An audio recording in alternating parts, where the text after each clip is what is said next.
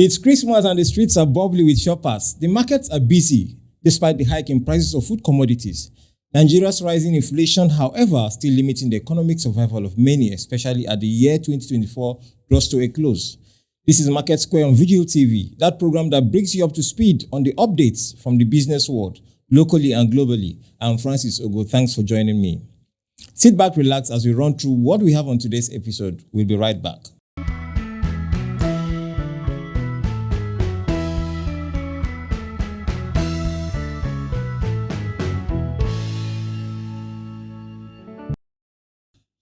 Welcome back and thanks for joining me on this journey. Today we'll be delving into a few topics, and with me to discuss these topics is my colleague Odiawa.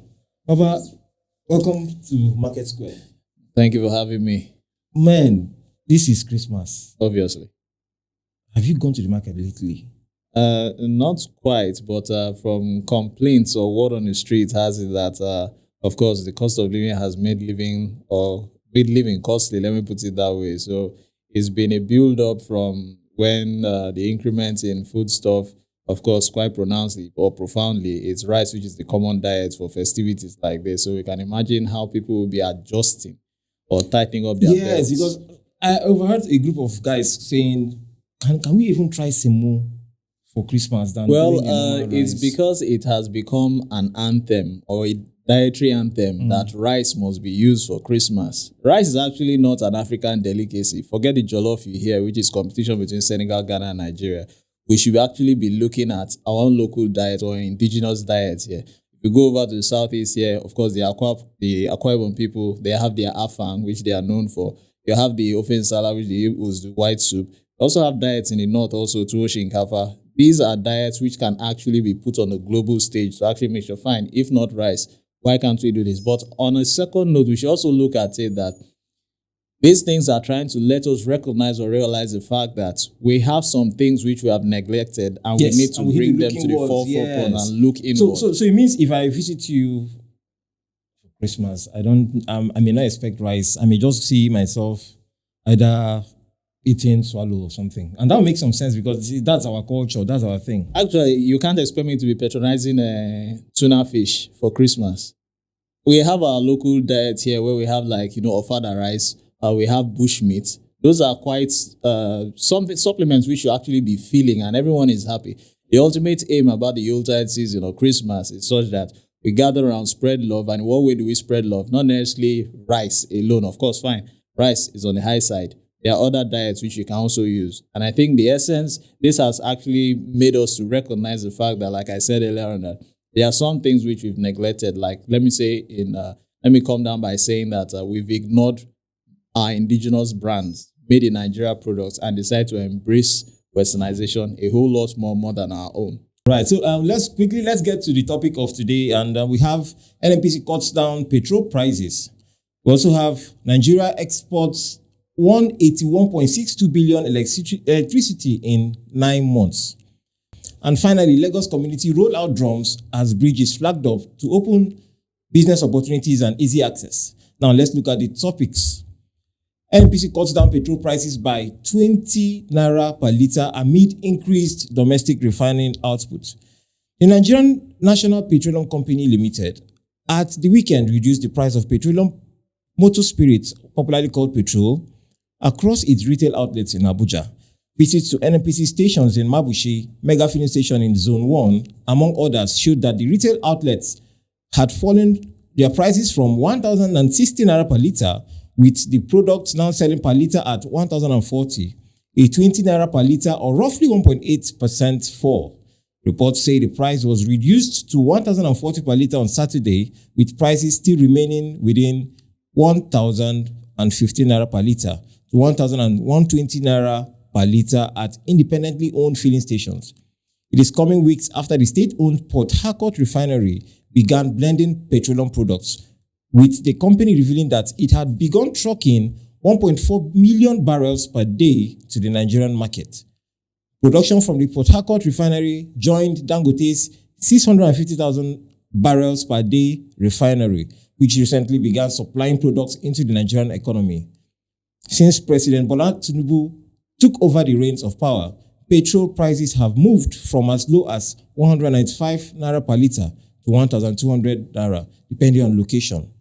Tinubu announced the removal of fuel subsidy on assumption of office on May 29, 2023, insisting that the underpayment was characterized by corruption by the elites. Now, let's look at this petrol issue. Of course, you know that once it's Christmas, people begin to queue up at the filling stations, whether there is scarcity or not, they begin to do panic buying. Do we see this happening in this festive season? Well, I'm not quite sure, or let's say I'm quite sure. I want to sit on the fence. Why? Because it's always been a trend that in Nigeria, once it's the close of the year or the year is inching closer, they always have this fuel scarcity issue. Why it's always done, we have no idea. This panic buying sets in, and the filling stations are plagued with long queues with either vehicles or kegs. And we can't even seem to explain what actually is the main reason behind the whole fuel scarcity of a thing. But if we look closely, we want to believe that there should be a cabal controlling the whole thing, which obviously they are trying to manipulate the oil system. And when they begin to manipulate the oil system, you seem not to know what sinister activities are going on, and the citizens are left aloof. So we should look at it that there's more than meets the eye. Because if we look at it as far back as the 90s, the late 80s, even before the late 80s, fuel scarcity has always been a feature of the Nigerian economy, where we see queues. People actually back then had to even sleep in the filling stations. Sure. So when we hear of, there is going to be queue, it's like waking up in the morning and you hear a cock crow. So people are now so used to it as if, no, it's a minor thing. So there's need to look at it and address the situation head on and make sure that citizens are no longer inconvenienced financially and physically. But if before now there's a difference. Before now, we'd see people having to queue maybe from very, very, very far distances to filling stations, and you're like, is it that this fuel is in short supply? Is it that this filling station does not want to sell? Now, apparently, there's a difference. We are seeing filling stations having less customers. In fact, some of them just sit down and lounge. And this is uncommon within this Christmas period. What do you think would be the difference? First of all, we need to look at it. If you remember quite closely, there was the re-establishment or refurbishment of the Port Harcourt refinery. There are other refineries across the nation. Now, these refineries or treatment facilities, we should actually look at them. Number one, what equipment are actually there? Alloy Bureau is the place where oil was discovered and set up, 1956 to be precise. But the place has been neglected for a very long time. Other treatment facilities set up here and there. Now, the latest, which is actually trending now, is the Dangote refinery. Now, if we can address all these refineries or treatment facilities and make sure that they're actually functioning to utmost capacity and compliance with today's mechanism to function to produce what they ought to be producing, whether it's barrel per day, churning out as an oil-producing nation, I think we ought not to be having this perennial plague, which is always coming up during the Yuletide season. Because once it's actually addressed, it's like, for instance, now a child is hungry, or a father is hungry, a mother is hungry, or the family is hungry. What do you need to do? You need to feed. Where does the cooking process begin? It doesn't start with putting food on fire. Yeah. The food needs to be available. And for the food to be available, there ought to be a mechanism in place. And that starts from going to the market. When you get to the market, not just even going to the market, you drop your scale of preference depending on what you want to eat. We're talking about rice or maybe swallow or something. You cannot use the condiments you use in cooking rice to cook some swallow at the same time. It's not going to work. It's going to be tasteless. Of course, times you hear food poisoning. Why? Because the condiments were not blended properly. So these are things we need to look at. From inception, your scale of preference needs to be straight. Then going to the market, what you need to get. Upon getting them, getting back. Timing also is another factor for the cooking.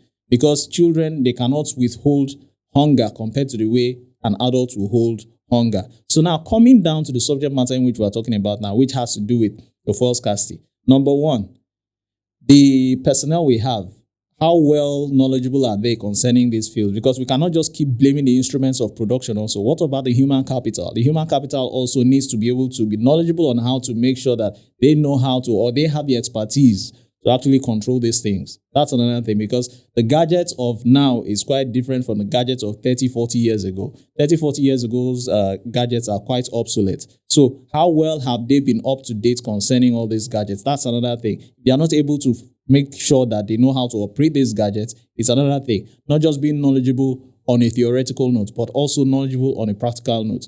And once these things are addressed, I don't think everyone will begin to suffer or complain on the news as we hear different headlines all the time. Okay, now we talking about Dangote Refinery. Of course, Nigerians jubilated when we had our own person has established such a magnificent outfit. Yeah. Now, some hours ago, we heard Dangote is going to be exporting. Some African countries are already buying into his export deal, South Africa and Cameroon inclusive. Now, do you think these people are likely to rip us off that benefit of having a Dangote from Nigeria, which of course would have guaranteed maybe maximum availability of fuel? Do you think this will have a negative effect on our economy? Well, I can't say it will have. Will I say it will also have? That's another thing, because I'll begin by starting to say, as the good book will say, a prophet is never respected in his own hometown. If you remember, there was this quagmire or chaos which was actually going based on integrity or sound check concerning the produce from the Dangote refinery. That's where the cabal now sets in. Why? Because probably they didn't want him to begin to make sales within the country. Before, it was a case of what currency are you going to use to buy or sell. So all these things, you could tell that there were some cards being placed on the table and some poker faces showed up to make sure that there are some kind of anomalies. Now, the first African country now to patronize Dangote was Gabon. Now, if you also look at it now, going over to the US has a very large store base of oil. So some countries might be stacking up their own oil and also buying from other people to keep on reserve for the rainy day. So in case there's a thunderstorm where there's scarcity or famine one way or the other, they know how to address the situation. I think Nigeria should borrow a cue from that. So whether it's going to be advantageous or going to be at a disadvantageous state for Nigeria, we cannot categorically say. But the thing is that I'll actually prefer that we should actually patronize what we have on ground rather than disposing what we have or not valuing what we actually have. But do you think our devalued currency, the Naira, unfortunately, I feel very, very bad when I talk about our Naira. And do you think it will have a very negative impact on our inter-regional sales, just within countries, within Africa, especially as it has to do with petroleum marketing? Do you think this will have a negative effect? I think we should start from as way back as the early 90s when the Naira was now devalued. Because I still have respect for the Naira. Why? Because it's the only currency that you will never hear is in another country. So the devaluation, I think, as early as possible should be addressed. And we don't just need, I'm sick and tired of hearing financial experts. We need people who are not just financial experts, but also technocrats in the system. Because it's not just economy alone here now. We're talking political economy now. And in those political economies now, there's need for international relations. And there's no how those relations will take place, that exchange will not take place. And in that exchange, you have finances. And then there will be terms of agreements which you need to ink down. If you're not gone through the documents, you will not know how it will affect your Naira. I think this is what has actually also influenced the depreciation of the Naira or the devaluation of the Naira. So these are things we need to look at. We need elites, technocrats, who actually, when they are there, they know how to apply one or two ideals or expertise to make sure that they don't just bring down the Naira further than it has actually been brought down. Yes. It should actually salvage the Naira, just like maybe Christ is actually saving someone's soul. So this is which we should also look at it. We need technocrats on board, not just every day when we hear financial experts coming on to being to forecast one trade or the other, the Naira against the dollar. I began by saying that I have so much respect for the Naira. These days we hear Zimbabwean dollar, we hear Canadian dollar. So these are very soon now, if we're not careful, we begin to hear Nigerian dollar. And even down home here, we see how prevalent the dollar is before the Naira. We see it in parties or whatever or something. These days, you can't even make a payment conveniently online with your Naira card. You definitely need some features before you can actually access those things. So we just need experts who are technocrats in the field to actually make sure that they address the situation in the long run. Okay, so let's even look at the state of our refineries. Of course, these refineries were built so many years ago, and of course, wear and tear, depreciation of so many of our facilities within the refineries. We had our Warri Refinery, Kanwari Refinery, Port Harcourt Refinery, and these refineries, we've been hearing of turnaround maintenance over the administrations. They come and go and keep hearing turnaround. In fact, at the point, it became like a headline. Now, do you think Nigeria is doing well enough to maintain these facilities, of course, which are almost like becoming museums? Well, to say Nigeria is doing well, I'll say yes and no, because a song was sung back then that we're our own problem. I think it's Burna Boy who sang that song in one of the lines of his song. Let me use this instance where Dave Umahi, Minister for Works, he actually goes around to inspect firsthand the jobs which are being done. It so happened that a particular road which he actually went there to supervise was such that they had to use substandard materials to fix up that road, patch up, in the construction, the whole thing. So on getting there, he saw that, and he actually called the media to see that. One thing is key. It might not necessarily be the leaders at the top. It might be the people under them. So we don't just need to end up pointing accusing fingers at the leaders alone. We should also look inwards, the people under them, because there's what they call delegation. If so-called responsibilities have been delegated to some people, and those people now begin to bring in half-baked jobs, that is where we now see the issue of cabinet reshuffle, not necessarily in the FEC or the Federal Executive Council. It could also be in another level or something. So coming over now to the refineries now, which we are talking about. For instance, now we're talking about revamping the refineries. What happens when a contract is allotted or accorded to a particular individual? Okay, take care of this refinery. We're talking about millions here and billions here, and not just units of millions or units of billions. We're talking tens or hundreds. Now, we no longer hear millions anymore. We're either hearing billions or trillions. Why? Because of the devaluation of the naira. Now, if you look at these things closely, some people might end up inflating the costs involved. And then for you to even get a contract to refurbish that refinery, probably a government official might end up saying, okay, this is my cut when you get this. This is my cut when you get this at so stage. And by the time you're slashing what you have to spend, let's say, for instance, you're meant to use 500 billion for a particular project. Out of that 500 billion, maybe 100 billion goes over to some godfather. Another 10 billion goes over to somebody who linked you up to that fellow. Another fellow collects 20 billion. Why? Because he had to sign the whole thing to approve it. And if you don't sign it, your proposal is left dusty on the secretary's table. So these are things we should look at. These are part of the factors that actually influence the slow pace of revamping any refinery, not necessarily refineries or any projects at large. Let's even look at the transparency of some of these biddings. Before now, we could see a lot of participants coming out to bid for some projects within the country. Now, of course, the trend is man no man. If you don't know anybody who knows somebody, your project. So I think it's trying to brood incompetence within the system. Now, do you think this would have a long-lasting effect, negative effect on the quality of some of these projects that contractors execute within still the petroleum and mining sector? Well, if I may borrow your language, man no man. See, this man no man orientation is going to be a cancer that, if not taken care of, an incurable one at that, is going to fester for a very long time. Because this man no man will begin to dictate, bring in people who are not capable. So those hands which are incapable will not be able to deliver. We could see that in the recent cabinet reshuffle. You bring some people in. Why? Because this fellow knows this person, and you're not able to deliver because an ultimatum was actually given to them by Mr. President. So when you're not able to meet up the ultimatums, you don't need to be sentimental.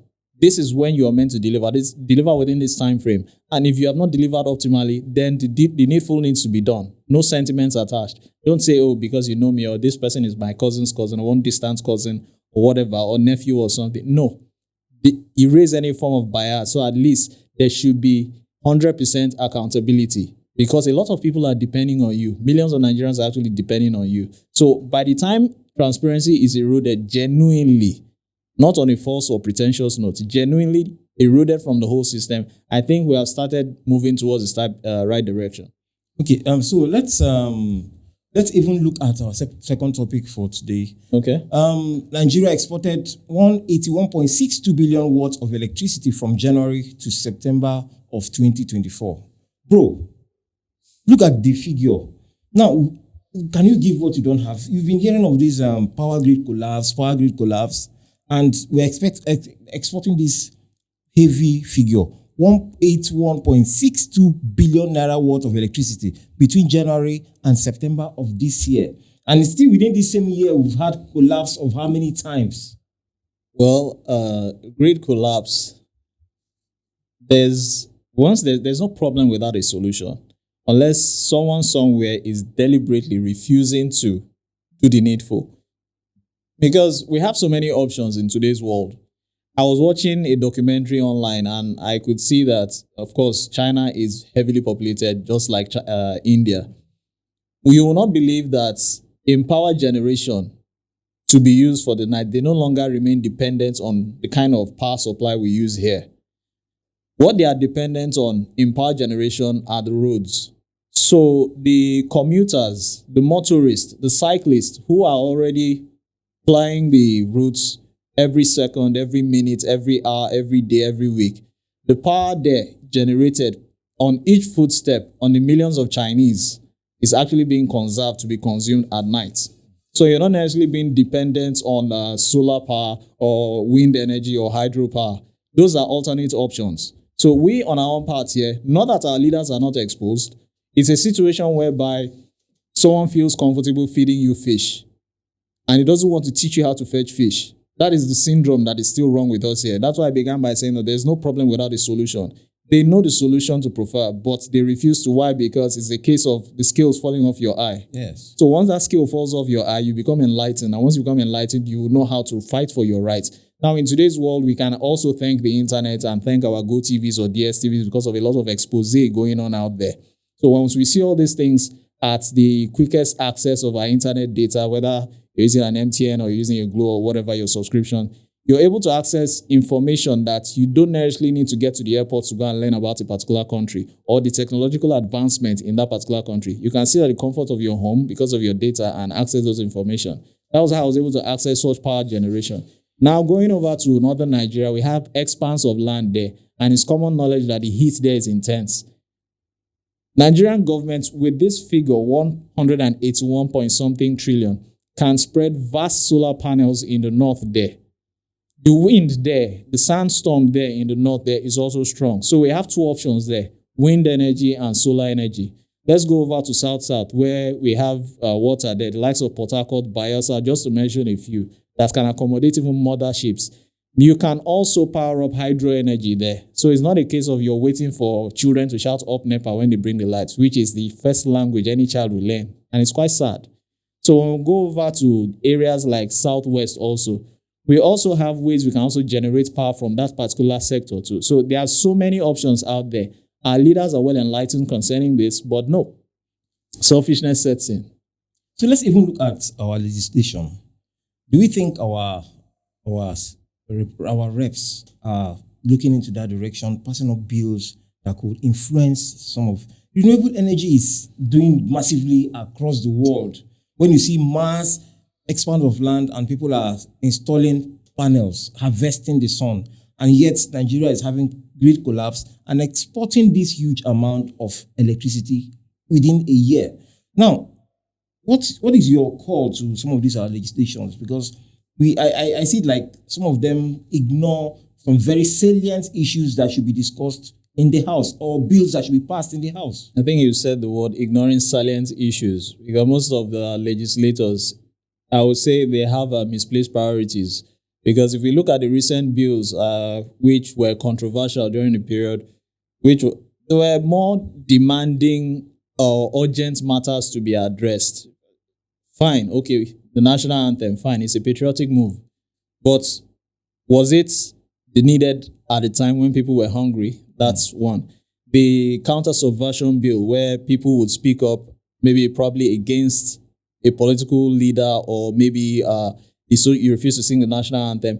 wasn't necessary. The water resource bill, it wasn't necessary. Which other bill again? So many other bills like that were brought in.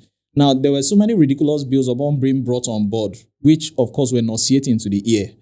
If bills were actually brought up to actually address immediate concerns, which will end up or bring Nigerians to engage in a protest such as End Bad Governance, I think they would have started believing in not just the administration alone, but also the leaders who are also in the lawmaking arm of the body. But we should also look at these legislators also.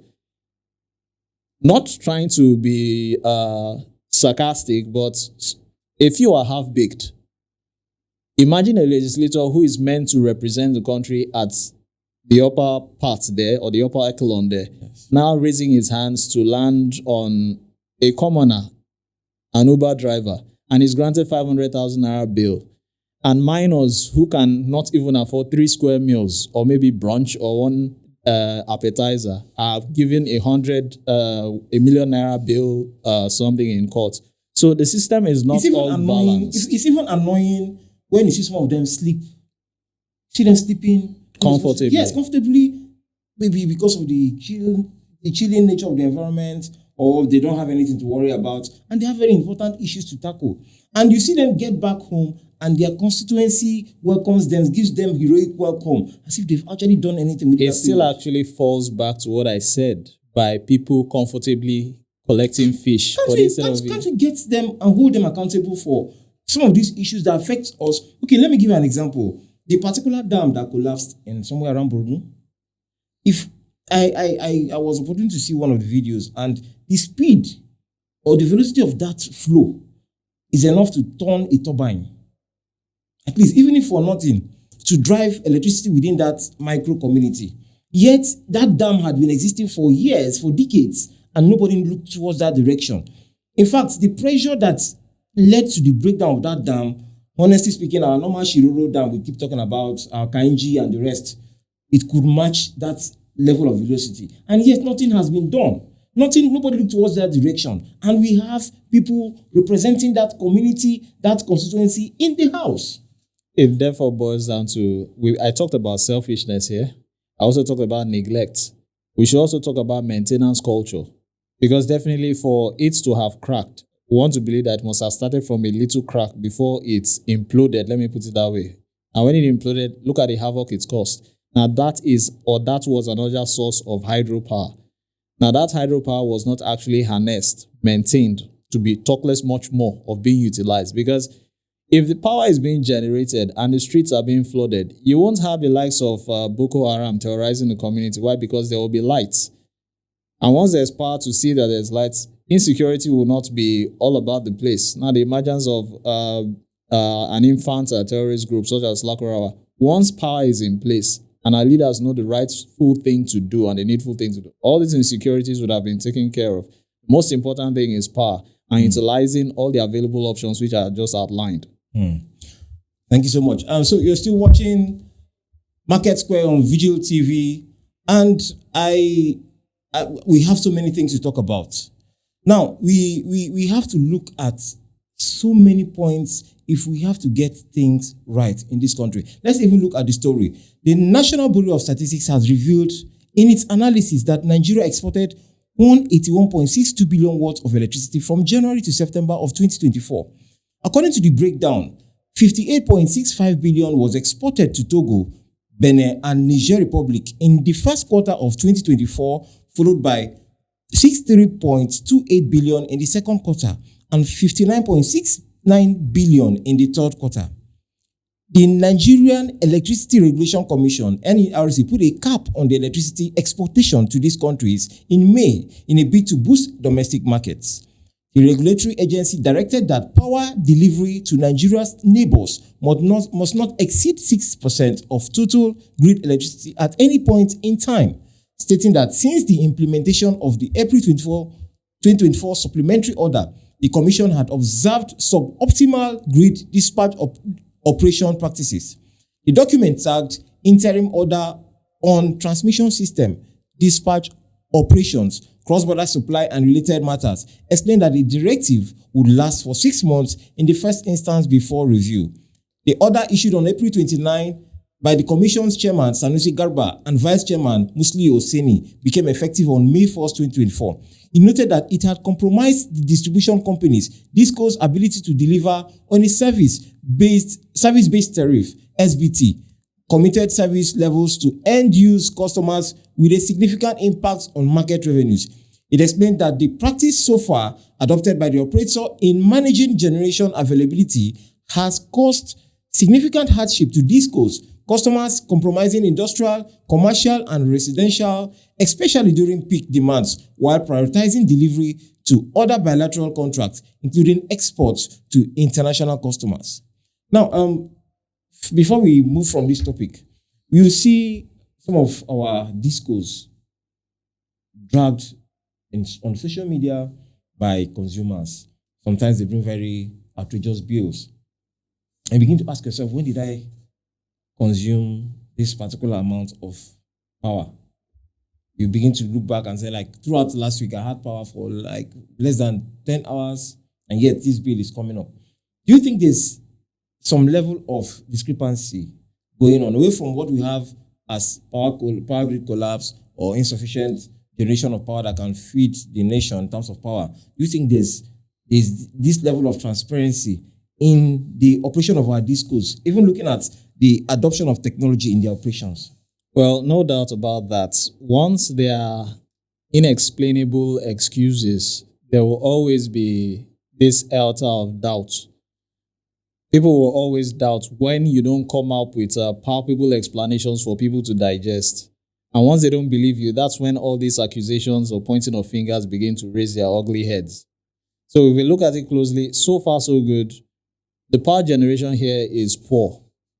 It is quite poor, because for you to be able to generate 181 point something, then 56 billion is being disbursed to neighboring countries, not just Anglophone countries, but we should look at Francophone countries. Another question we should ask is, these distribution companies, the NARC also, all those things, we should look at it and begin to ask ourselves questions.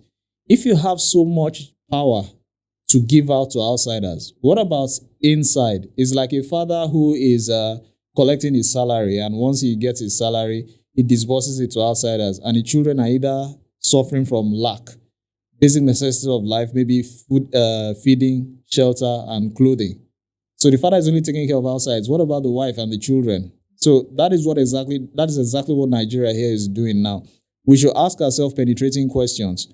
What exactly are the DISCOs doing? How well are they distributing it? And how much are they intending, or are they benefiting from these foreign countries also? And how much will be benefited from the states within Nigeria? So there are some discrepancies and anomalies which are not being answered, which, of course, to me are still quite confusing, because those who are on the previous mode of payments for power generation, not the prepaid meter now, there are some quarters are being given exorbitant bills because of the consumption. But I want to believe that there should be a mode of reading these meters compared to the prepaid meter, whereby what you're using is what you're paying for. So there should also be, they just come in there and just giving the bills. Where actually are they reading it from? That's another question. So you don't just come in and tell me this is what I consume. Let's say, for instance, now your data subscription, this is what you use. They will actually table out, if you make your inquiry, these are the gadgets that consumed your data. Give you a breakdown at least. They'll give you a breakdown. These are the gadgets that consume the data. This is a so kilobytes or megabytes, the download or whatever, the streaming, they will show it to you. But our distribution companies don't provide such. That is where the transparency should actually come in. Yes. So there's this altar of doubt that Nigerians will continue to have. If you have so much power to give to people out there, Francophone countries which are not even performing well. I heard when you mentioned a country, Togo, Benin, Niger, or whatever. These are Francophone countries which, of course, are not, I would say, economically buoyant. So how will you now be supplying these people and not be able to supply your own self? So these are questions that will begin to raise doubts. All right, you're still watching MarketSquare on Veegil TV. We have quite a lot to talk about, but don't touch that dial. We'll be right back.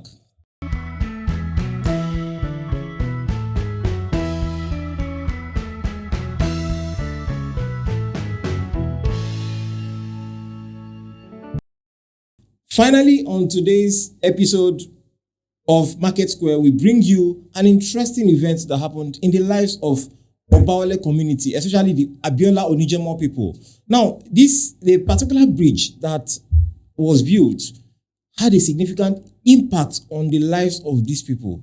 The bridge, according to many, had solved so many problems they've been envisaging for years, with past administrations coming and going. Now, they said this bridge will build up an exposure of both communities in their businesses. Before now, you pass that bridge and you see so many things that comes negative. Either you're robbed of your belongings, or even when the flood comes, you dare not go close. Now, the governor flagged off that bridge, and respondents were happy that this is going to help their businesses grow. This road was bad, very bad. But now, the road is very, very nice, smooth. You can enter by from anywhere to another place. But now, no. Charlie, for those people that book the road. It really helps our business because many people have been happy, even people that are from news, from TV, everybody want to see. So by the time they walk down, they will branch, they will withdraw, they will buy soft drinks, they will buy cold water for me. So it really helps my business because new people, even the other states, they really want to see how the first standard building in Ibakojaye, Abiola Onijemo, they really want to see how the standard that they really work they do. Lagos State is really trying. Odewa, let's look at business in Lagos. Okay. Of course, the commercial capital of Nigeria, a bridge that links two communities, and for years they've not been able to access each other. In fact, if you go close to that area during the flooding season, the speed of water that comes within that axis, and sometimes if it's stagnant, it gives them some very bad health issues. Now, this bridge has been opened. Do you think it's a right step in the right direction, and do you think it should replicate things like that across the country, joining communities and opening small businesses? Well, coming from a Lagosian's point of view, being the center of commerce, let me put it that way, not to steal also center of commerce from Kano State likewise, but it's a commercial hub. If there's one particular role or function roads or construction of roads has actually done, it is opening up communities, and people begin to go there or churn in there en masse. And once they get in there, it increases the corporate culture, it increases the habitual culture. So many cultures actually begin to come up, and businesses also will go in there. And once businesses go in there, people will begin to go in there in troops, and activities begin to take place. And it becomes a beehive of not just being a residential area. Schools go there, and once schools go there, depending on the brand, they begin to, I want to go to that school. The school I've been seeing on TV. I want to work in so place. So if people were not able, I overheard when you were talking about people going miles to get one or two things from those communities, it therefore means that the place was actually hidden. Now, this road has actually opened up the community. So people can actually, through those roads, access whatever they need to get, whether it's feeding, whether it's schooling, whether it's work, whether it's, name it, there's a whole lot of things we need to get. That road now, that bridge, will serve as an access point, an inlet or outlet for people to begin to get to know or get things done. And funny enough, this area is very close to the popular Oba market and very accessible to your Bega. You want to head towards Bega out of Lagos, you want to head towards Third Mainland Bridge. It's a very central area in Ifakoijaye. So I think this is going to impact heavily on them in terms of their economic development. Well, on this note, I thank you so much for joining me on Market Square. Always a pleasure. So thank you guys for keeping it with me on Market Square.